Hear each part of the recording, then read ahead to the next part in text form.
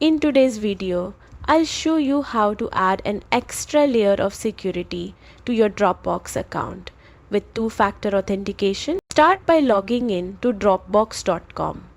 Click your profile icon at the top right and select Settings. Switch to the Security tab, then find two-factor authentication and toggle it on. You'll need to verify your password first.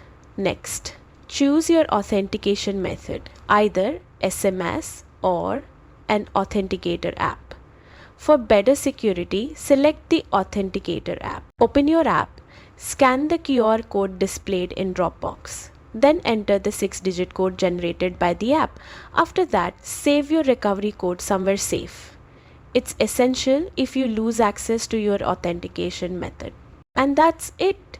Your Dropbox now has two-factor authentication enabled, keeping your files secure even if your password is compromised. Thanks for watching. Don't forget to like and subscribe for more quick tech tips.